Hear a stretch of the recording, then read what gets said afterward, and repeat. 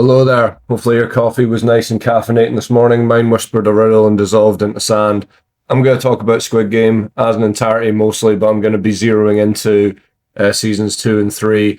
If you came here strictly for the Frontman, apologies for the clickbaity thumbnail, but I'm going to stick in a timestamp and either in the description or pinned comment so you can jump straight to that. So if you clicked on this while you're driving, first of all, this is your punishment for using your phone whilst driving. Anyway, without further ado, Season 1 was smoother than a corduroy dolphin.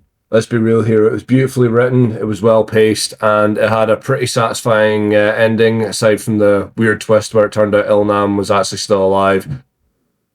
Season 2 and 3, however, I'm sorry, they don't measure up. I mean, I like them, but they're nowhere near on the same scale. And I kind of can forgive them for that because of the tough act to follow, but there are still a couple of niggling things that I want to get off my chest because, well, my video and I'll do what I like. Season 2 introduces us to a ton of fresh new characters. Now, something seems to be incredibly off between the Season 1 people and the Season 2 people. So the Season 2 people, after they have the game of red light, green light, seem absolutely gung-ho in having another game and potentially seeing more people killed, potentially even themselves. Season 1 contestants weren't exactly, well, keen on having everyone survive, to say the least. But they at least were written cleverly, in that after red light, green light, after the initial panic had worn off, and everyone was given the chance, thanks to Sang-woo, to vote the way out of the mess, almost every single one of them then came back, making them realise that they were fully committed now to being within these games. This is actually a pretty clever manipulation tactic, because causing people to work hard for something, especially if it causes them sacrifice, makes them fully committed to it, even if in the beginning they wouldn't have been interested in the slightest. This gives the fact that they already have skin in the game. Therefore, the creators and owners of the game can decide pretty much, well, we can get them to do anything now. And Season 2 tries to do something similar without repeating the same stick, which is adding the voting after every single game. Now, I'm okay with this, because obviously you can't really land the same trick twice and expect it to hit the same. So I think this was an okay compromise. I mean, it's probably the best you can do without fully repeating yourself. So I'll give them a little bit of props on that. However, the actions of the people is still bizarre. The characters as well this time round seem to be natural-born killers. They also seem to be 100% committed to the game without having this watershed moment where they see the outside world. Like I said before, there's not really a lot you can do without treading the same ground twice. But it still seems a bit weird how accelerated people are into the more savage nature opposed to within Season 1. Also want to say, for red light, green light, Gi-eun saves a ton of people that wouldn't normally have survived that type of scenario, i.e. number 100 and his pals. So is this maybe a knock-on effect of Gi-eun doing something like that people that normally wouldn't have made it out, have made it out, i.e. the more selfish and, well, cowardly people that would have made a bail for the exit? There is also a massive ironic level of betrayal here in that Gi-eun pretty much has saved every single person that is still in that room's life at least once via red light, green light.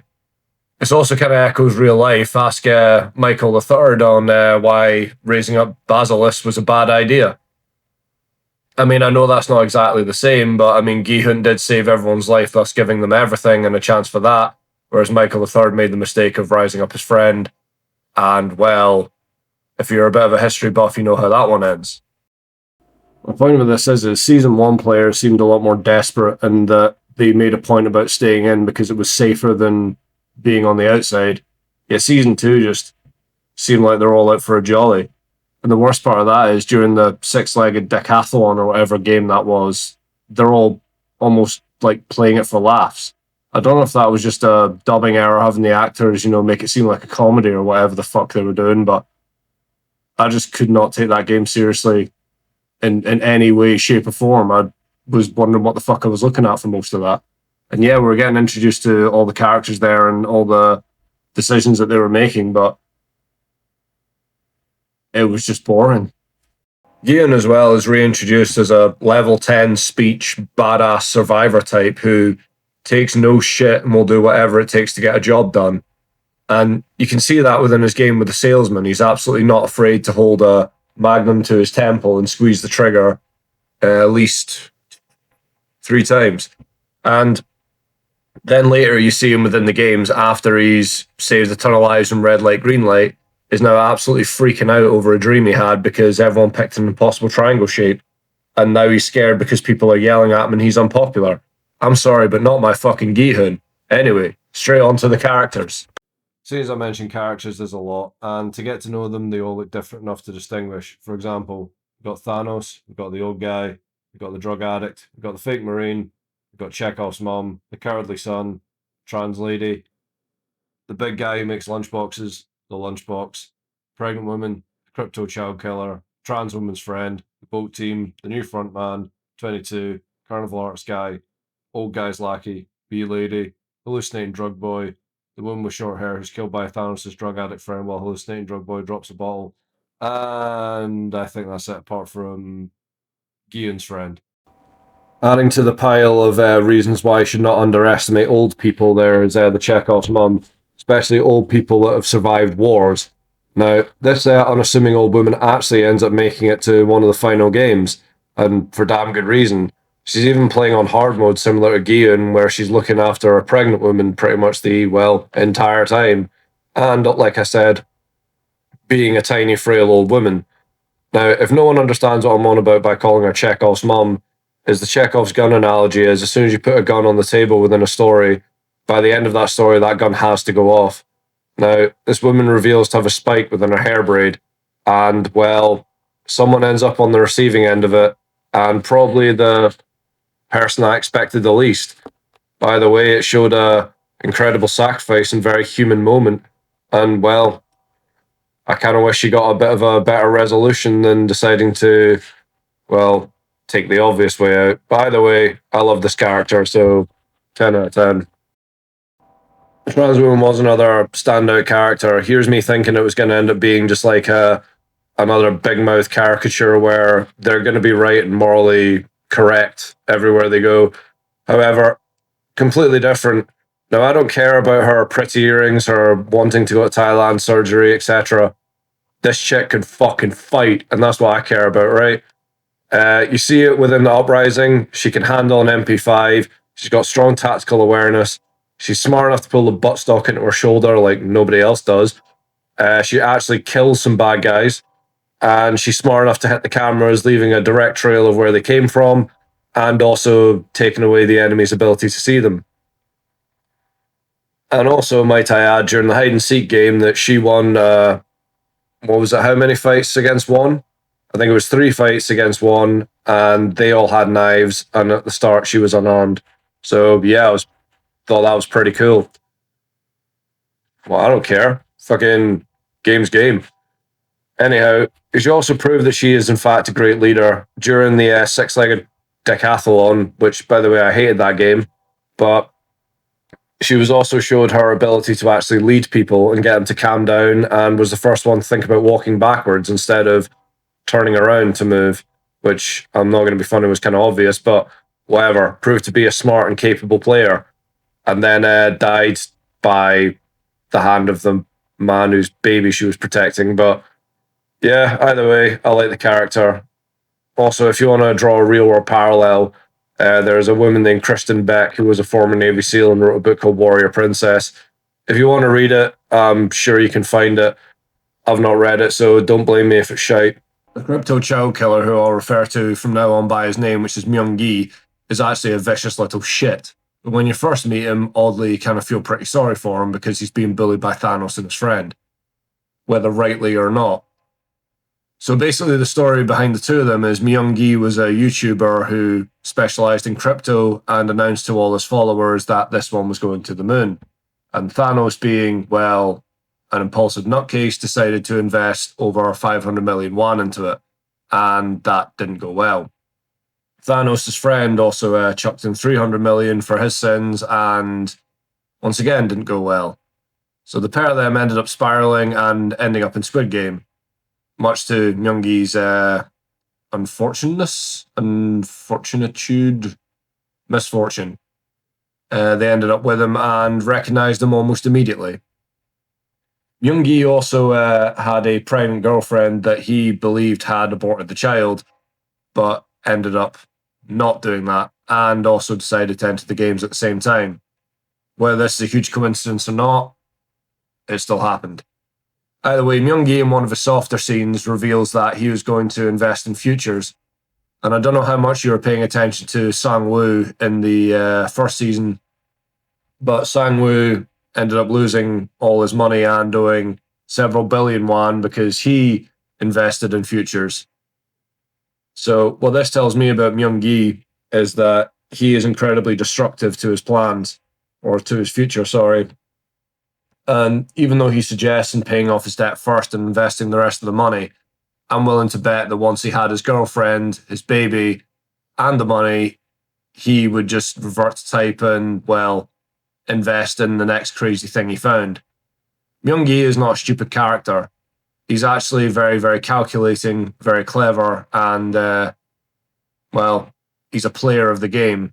He knows how to blend into the background and he knows when to strike. He is opportunistic and he is vicious when he needs to be. Myung-gi was the first one that realized or had the foresight to carry the fork with him on the off chance that he would get attacked. And in self-defense, use said fork to, well, give Thanos a new hole to sing it off. Myung-gi, actually, believe it or not, was actually one of the most evil characters in this. Because during the final game, I don't know if you noticed, but he was also more than willing to let his child die. Whether or not he believed it was Gi-hun's or his remains to be seen, but he was still willing to drop a baby several hundred meters till the baby disappears. So yeah, evil bastard. Great villain. Because I'm a moron and don't know how this YouTube analysis stuff works, I'm going to bring up a point that I'm immediately going to contradict myself on, but I'm going to do it anyway because the more I thought about this, the more I started thinking of counter arguments. So I want to put them both in so that way you guys can argue in the comments.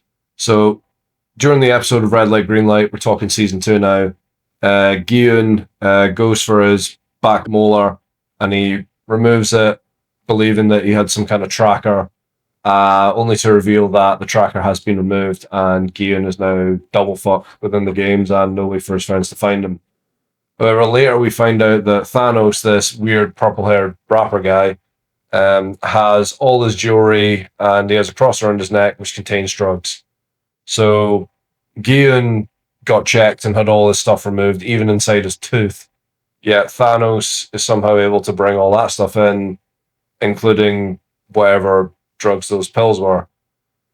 Either the games are saying this is totally 100% okay to bring all that stuff in, which I'm pretty sure in season 1 you had every part of your identity removed from you and put into these tracksuits because it was all about equality and all that pish.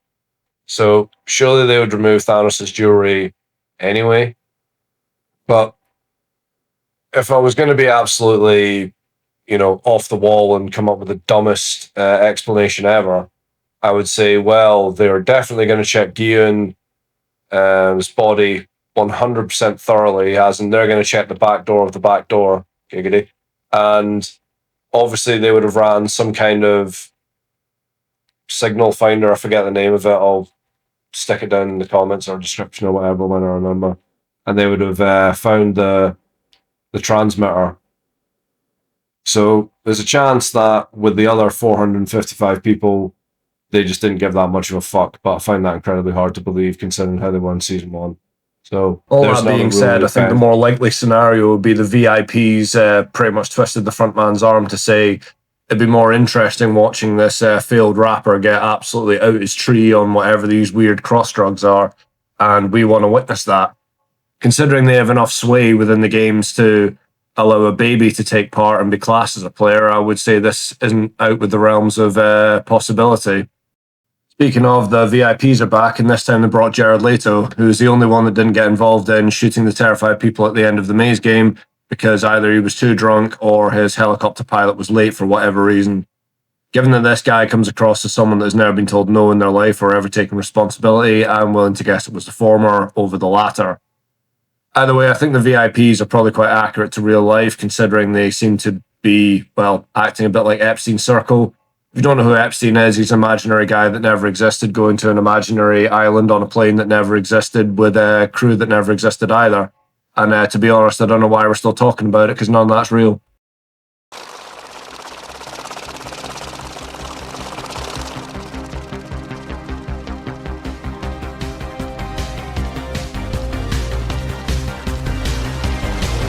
One of the biggest subplots in season one had everything to do with harvesting organs. And ever since you see a cross being painted on the coffins, there's a bit of a mystery going on as to why. Later in the story, we find out that some of the staff there have had the genius idea of harvesting freshly killed people for the organs inside them. And the reason why this works is because it also ties into the officer subplot, and he uses it as a way of gaining as much information as he can towards finding his brother. And he also finds out a lot about the games and basically the world around them. God's, the writing was strong then. This time round, the guy on top, the officer, is in charge, and he is annoyed because his subordinate number 11, see I get the number right eventually, is shooting too many people in the head, and the organ people are annoyed because they can't harvest the brains because they are shot in the head, whether it would be fine if they were shot in the leg, and then you could harvest everything. Okay. Where does this story go? So the story ends up with the soldier lady number 11 escaping with her friend that she met at a job previously at a fun fair, and he paints stuff and has a daughter with some terminal illness, hence why he's in the game to get money. And it turns out that he didn't even need to be in the games anyway, because somehow his friends pulled everything together and were able to save his daughter's life via an act of God. And then he is greeted by number 11 in real life, this time somewhat remembering her. And it's all a nice big happy ending. Also, because of number 11 and the carnival guy, we now find out where the cop finds out where the island is, and causing his brother to blow the place up, ending up with him and the baby and lots of money.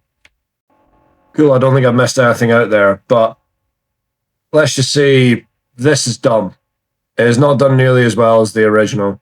You can say, oh, well, but without this, they wouldn't have found the island, and then, like, the island wouldn't have been destroyed, and then, like, the baby wouldn't have been, like, freed and that, and then, like, the baby wouldn't have been, like, in the control of the police officer, because, like, the baby, like, needs to like, have someone look after them and shit, and, like, this, that, and the other thing.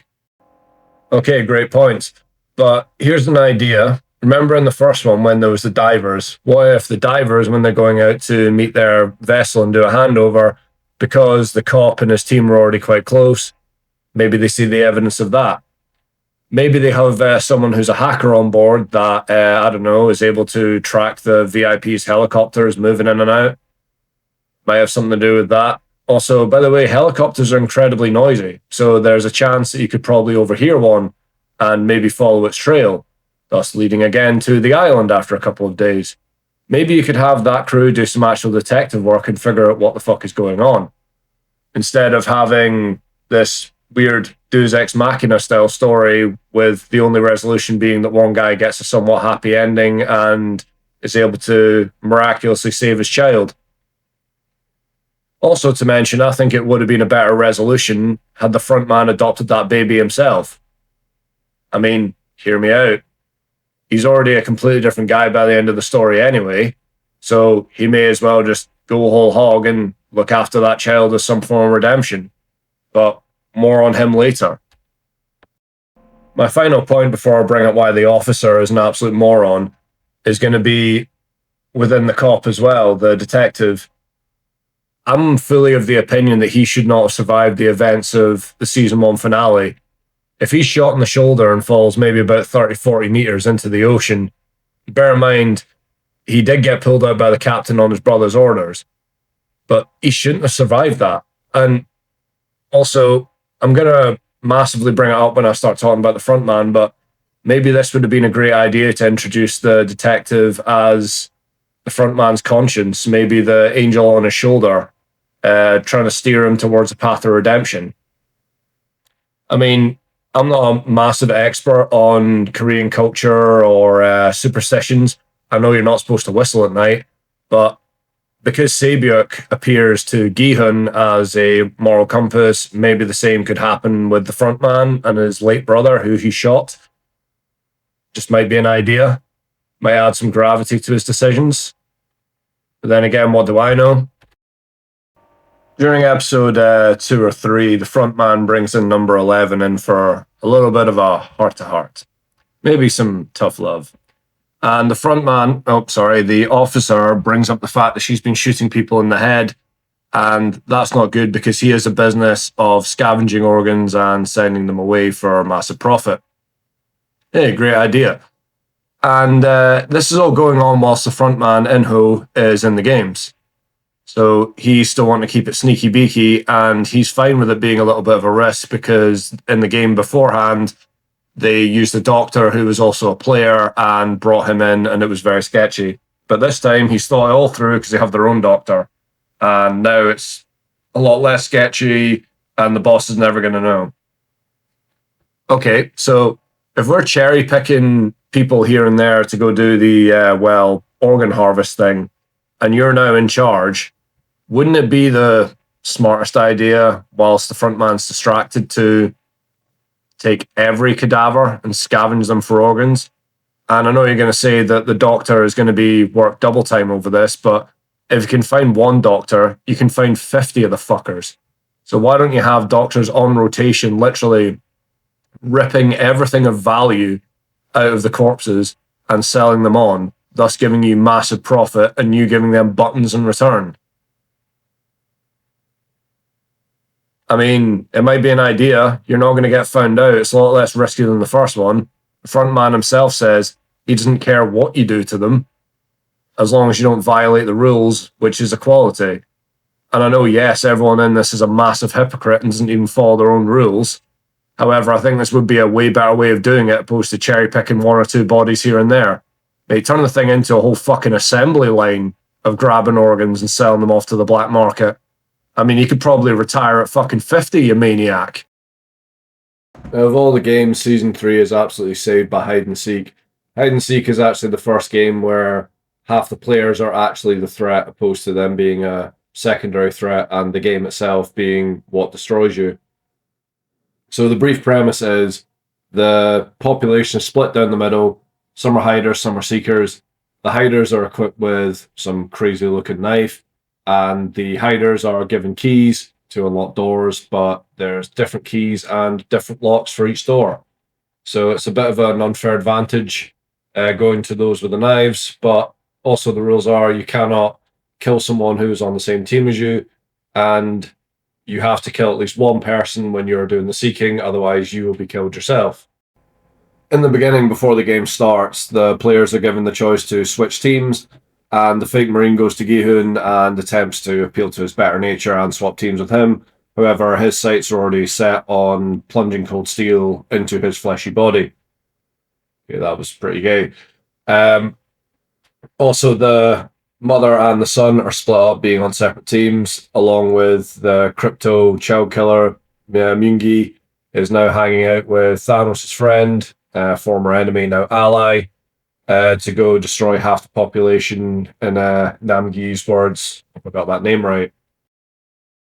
At this point in the game, I don't think Myungi has fully gone mask off as the villain yet, and I think some of us were still rooting for him, even though we see him and Namgi literally saying that the more people that they kill, the more people will be eliminated, because that would mean that Seeker wouldn't get the chance to take somebody out. It's quite clever. It shows how calculating Namgi actually is. He's not just a Thanos' lackey or some crazy drug addict, but he actually does have depth to him, and he is a bit calculating. And the story comes to a head when Myungi ends up murdering the woman that was protecting his pregnant girlfriend, or rather, now newborn baby. And it's an incredibly poignantly sad moment. And can even be played off as an accident, the same way Myungi seems to be very obsessed with making sure everyone thinks he is the good guy. The main focus, however, of this game is the beef between Daeho, which is the fake Marine, and Gihun, who is our main boy. And anyway, Gi-hun has decided that he's going to fully commit and get his revenge on Daeho for what he did during the uprising, as basically his actions got his friend killed, if you weren't paying attention. So we have a chase scene between Daeho running for his life and running up to a door only to reveal a large, open, lift-style shaft.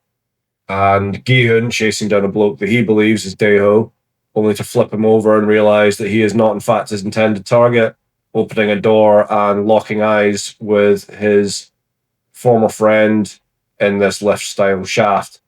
Both men making eye contact over the shaft. Yeah, I don't help myself. Anyhow, I think this would have been a better rewrite if Gi-hun had, in fact, stabbed the crap out of the guy he thought was Daeho, only to flip him over and realize the mistake he'd made. Then making eye contact in the shaft. I only meant to say that once. Anyhow, we finally see Gi-hun take his revenge, and Daeho is no more, and he finally comes clean and admits he wasn't a Marine. Well, no shit. Because during the uprising, it was kind of clear that this guy has never held a weapon before in his life and had no idea what the hell he was doing, and also had, well, he was a coward, so that's kind of what you need to know. Yeah, either way, great story. Would recommend. All the ideas fresh in my head. I figured I'd do a comparison between this and Season 1's game where players were pitted against each other, that being the marbles game. Now, Hyunju's death was tragic, 100%, I can agree with you, because there's a few extra layers stacked upon it, i.e., man that killed her was the father of the baby that she was protecting, and she was also stabbed in the back instead of in the front. And also her death just being generally quite sad, and the fact that the old woman decided she was going to pull her hair out from her ears, showing off her lovely earrings, which I've heard is meant to be a poignant thing, but I'm a man, so I don't think about that type of stuff. Anyway, allow me to remind you of somebody right here. Yeah, good. Okay, right, he's in frame now. So you remember Ali from Season 1? He was the lad from Pakistan that had moved to Korea and ended up working in factories and getting fucked over by a ton of people, even ended up losing some of his fingers. And Ali was probably the loveliest, most trusting individual you're ever going to meet within the series. And during the marbles game, he was paired up with Sang-woo. And Sang-woo, well, to save his own life, betrayed Ali. And Ali spent the remainder of the game, after realized he'd been fucked over by Sang-woo, was screaming for him, even yelling "Sir" instead of his name, and the scene ends with him being shot in the back of the head, and Sang-woo forever living with the consequence, or forever living with the guilt that he had killed someone that was willing to do anything for him. So my point was, the two of them are both tragic for their own reasons. One was, well, a direct betrayal. Sang-woo 100% knew what he was doing in that moment, but he decided that his life was more valuable to him than Ali's was, and was willing to use downright dirty tactics to achieve his goal, which was survival. For the hide-and-seek game, Myung-gi just saw another target and went for it.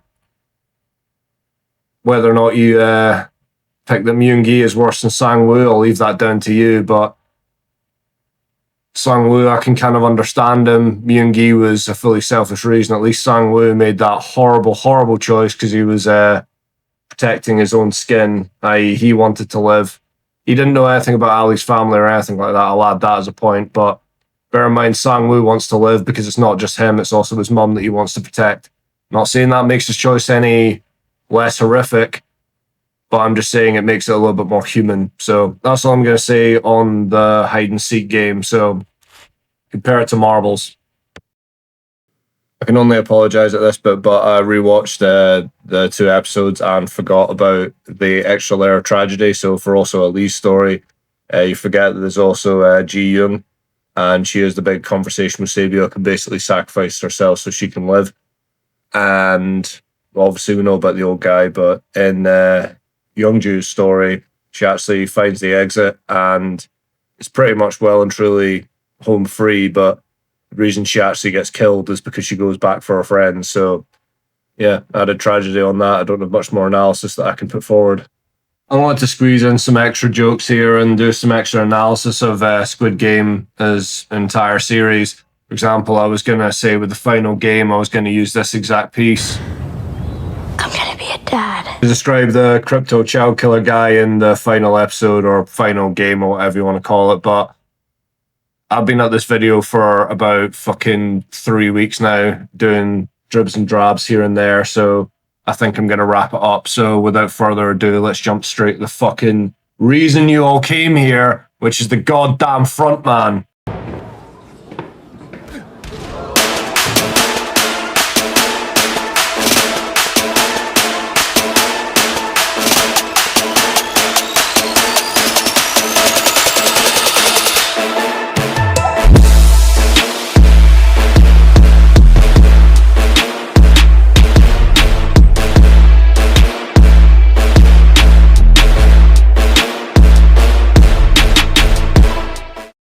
날 죽이고 싶나?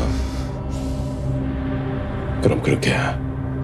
No one's going to accuse me of making good edits, but how can we describe the Frontman just holistically? Pretend I've just learned what that word is. We could say he's the villain, he's calculating, he's ruthless, and he's pretty regimented. What do I mean by all those things? We often see him murder people to get in his way. We often see him genuinely not care about doing unspeakable things. And we also see his pragmatism shine through all the time. We also see he's incredibly regimented just by a single quote about the way he sits his phone down.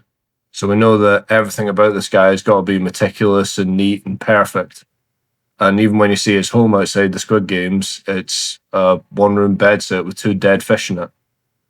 Now, that tells you that this guy doesn't enjoy the finer things in life. Well, until you see his room inside the games. That's, pretty fine. But let's be honest, if you look at it compared to all the other stuff that the VIPs and the Ilnam enjoy, it's, fairly regular. You see that the only thing that really brings this man enjoyment is the games itself. About his backstory, we find out that the Frontman has a brother who is a detective just like he was. And the Frontman himself did indeed have a perfect record until his wife, fell incredibly sick. And he reveals the story to Gi-hun during their conversation about, knifing people in their sleep. However, the Frontman goes into detail about how he fell in with some loan sharky people to afford his wife's surgery or whatever the story was, and it tarnished his entire reputation, which was decades of perfect service. He makes one mistake for a very valid reason, and nothing before that mattered. What I'm trying to say with this is that the Frontman is now moved from being full pragmatic, mysterious villain to sympathetic villain. We can now see things through his eyes. The Frontman, however, is not quite the same as Gi-hun in that his character is slightly weaker than his, and I'll explain why. And also I'll explain why the Frontman in the end also saw it. As in control as the Frontman appears to be, we do see moments where he has actual panic and actual times where he worries. During the conversation about killing people in their sleep, where he invites Gi-hun up, you also get the clip after where Gi-hun's considering doing it and eventually stops because Se-byuk talks him out of it. The Frontman was giving Gi-hun an absolute olive branch here and basically trying to get him to his line of thinking. But Gi-hun, whether it be by his own imagination or if he actually believed in ghosts, was talked out of it. And also, I want to be absolutely clear here as well. What Gi-hun was going to go into was notably going to be considerably harder than what the Frontman was.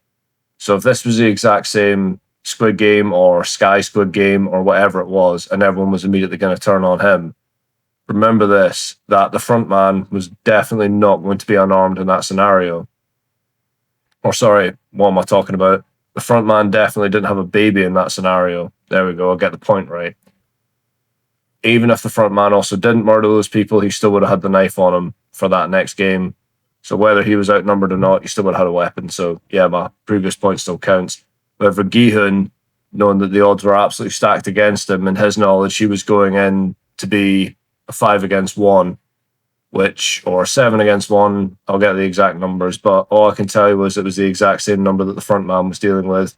But Gihun had the handicap of not being able to use his arms without dropping a baby, which is a considerable one, I'll tell you that for free. Gihun also notably makes a lot of selfless decisions. Now, the first one that springs to mind is we have him pairing up with Ilnam for the marbles game. Obviously, Gihun had no prior knowledge or no hindsight or whatever it was you want to call it, that the marbles game was going to be against the person that you choose. And it was believed that he was going to be playing with him. So at this point, as I say, he believed that he was going to go in playing with Ilnam, thus severely weakening his chances. That would have also maybe not made the front man notice, but would have made him, potentially bat an eyelid, go, wow, that's a bit of a wild choice. Not only that, by the end of the games, Gihun, once he's bested Sang Woo, instead of finishing the job, he offers to end the games there and then, losing his half of the prize fund to save his friend.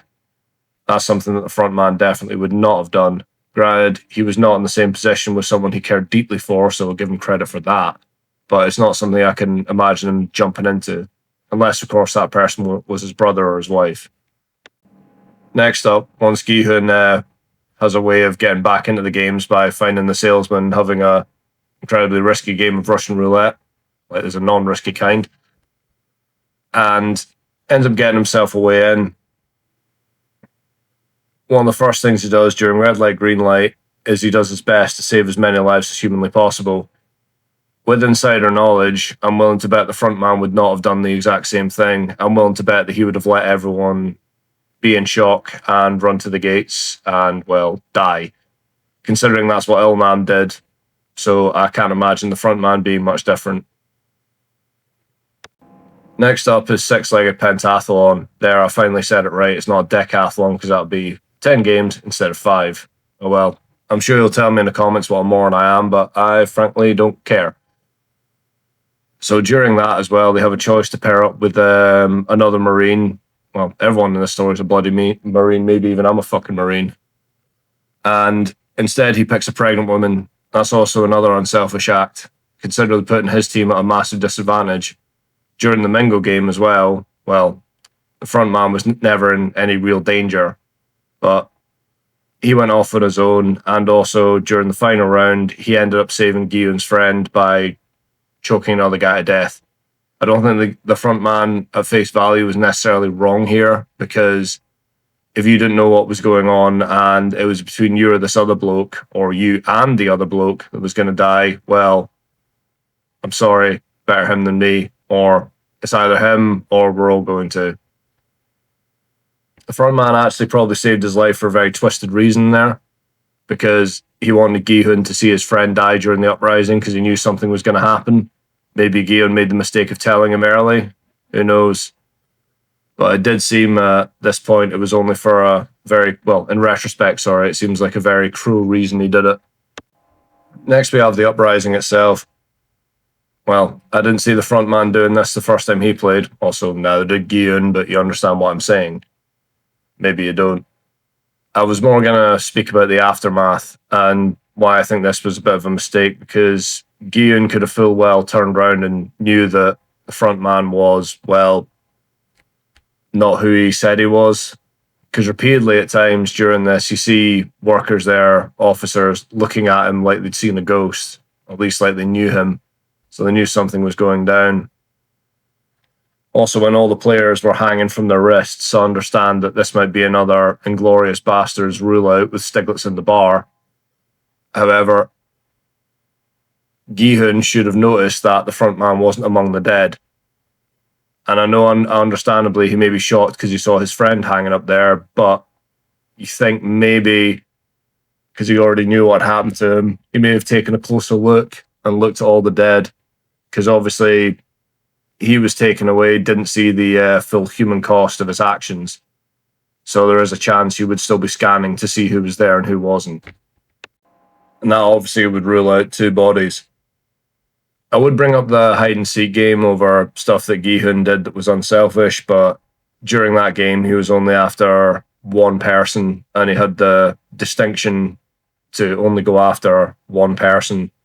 Whether Daeho earned that or not remains to be seen, and I might make a video about that if I remember to do all my others. Like I promised a Terry Silver video and a many dinosaur ones, but we'll see what happens with that. Anyhow, I lost my train of thought there. So the hide and seek game I've already explained, and there's not very many Gi-hun moments in that apart from what he does to Daeho. Daeho, bloody hell. Next up, we do in fact have a moment where he stands out, which was in the skipping rope game. I'm Scottish, it's not jump rope. And that's when Gi-hun makes the decision to go first, carrying a baby with him. Now, as if the games weren't hard enough, I remember just a tidbit in my life that I've done one of them go ape things, which are, well, let's be honest, they're incredibly easy. But I also had my young daughter with me who, I think it was about the third course we were in, decided she didn't like being up high anymore. And I had to carry her over the rest of them. And let me tell you, when you're carrying another human being with you, it becomes considerably more difficult. But anyway, enough about me. Gi-hun was also more than willing to go back and grab the pregnant woman and basically travel over with her. I know there's a YouTube video saying that you could piggyback or fireman carry or effectively maneuver another human being over. I'm going to disagree with that. As a fireman carried quite a lot of people, well, men my own size. Because I'm generous, I've got a Make-A-Wish kid bigger here as that really well, wants to actually. use this microphone and say a conclusion to I can Squid tell you Game for free that it's not all the three easiest seasons, thing I to do a suppose. running So, jump with them. without So the further gap in ado, the middle would be the go ahead biggest and give us your problem. insight. And as well, being able to time the jumps when you are, I can imagine this woman's probably The about, baby I should don't have know, died 50 at kilograms, 60 kilograms. 4, 5, Maybe 6. less, Should have but done. jumping around with an extra Yeah, human being that's on your it. back is not a simple feat. As well, Amazing I don't know if insight you've as ever ran with always. Anyway, someone I'm when going to you're conclude this piggybacking video them, by they saying can it become would quite be heavy, fine and especially dandy she'd if be Squid quite weak Games after ended giving there birth, and so then, chances are she would because we slide do down not need to below his continue hip the line series further. and feel a The lot main heavier. story is wrapped up. I might be and analysing we that a don't little have bit too anywhere much, else for the but that story could to be go what without it happens. becoming gratuitous. Anyhow, Gi-hun Thank was more you, than willing and to risk his life twice stay weird, to go fam. save that woman, so once again, give him props for that, and the front man was also taking notice. There is something as well to notice from this point, because that's when the VIPs of all people, along with Jared Leto, come in and they are chatting bags of shit and they're basically calling all the shots. So you see the front man taking orders from these people, even to the point where they can vote that a baby is going to be a player in the game. And this kind of tells you a little bit more that maybe Chairman, oh God, what was his name? Ilnam, or Chairman O, sorry, wasn't actually who was in charge. And now for certain, the front man is also not in charge, considering the VIPs are calling the shots. Now let's talk about the obvious incident where the front man and Gi-hun meet up in his room, and the front man gives him a proposition, which is to get rid of the other players whilst they are sleeping to give him and the baby a fighting chance. Okay, pretty fucked up thing to do to people, but it's totally understandable within the circumstances. This would kind of cement that Gi-hun, out of desperation, is giving into savagery, which he ended up not doing it. Sorry about the noise, that's my wife. And when we juxtapose it with what the front man did, well, he went through with it. Also, as well, if you count the number of people, it's the exact same number of combatants that both men would have to deal with, respectively. And as soon as we get the reflection of the front man, we understand when Gi-hun doesn't go through with the act. Sorry, that's my wife and the rabbit. Here's me getting distracted again.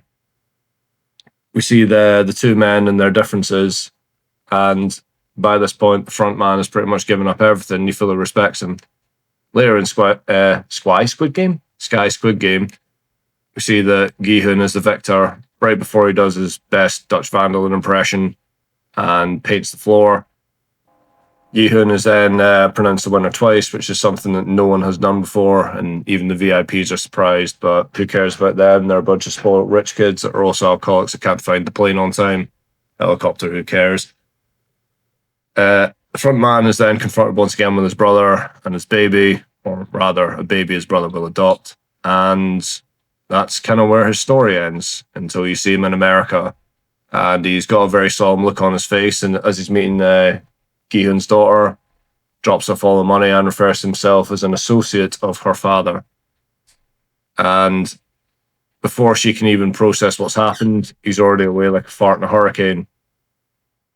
We then stop at traffic and see Cate Blanchett playing that paper flippy game with some random junkie. And she also stares him out with a very creepy smile, understanding fully who he is, setting up some kind of weird spin-off or whatever the fuck they're doing, which I hope they don't.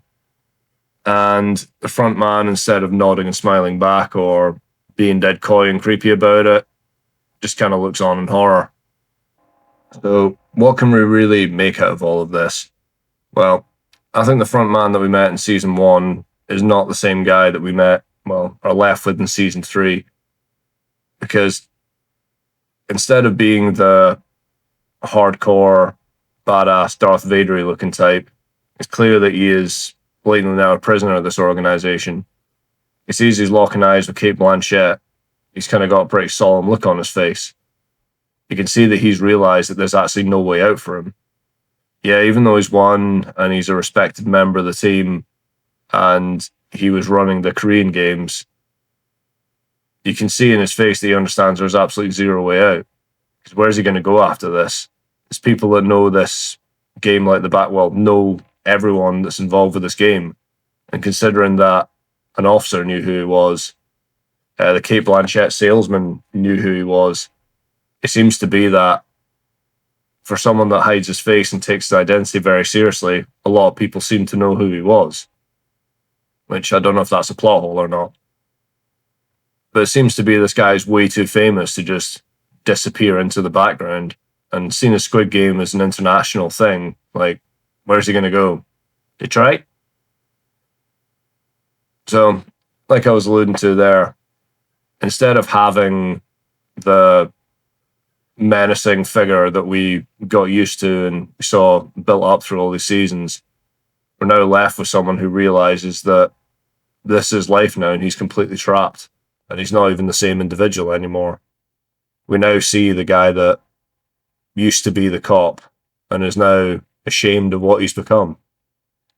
And Gi-hun was the one that helped him see all this. Gi-hun was the one that probably clawed back what the front man used to be just by being an incredibly nice guy.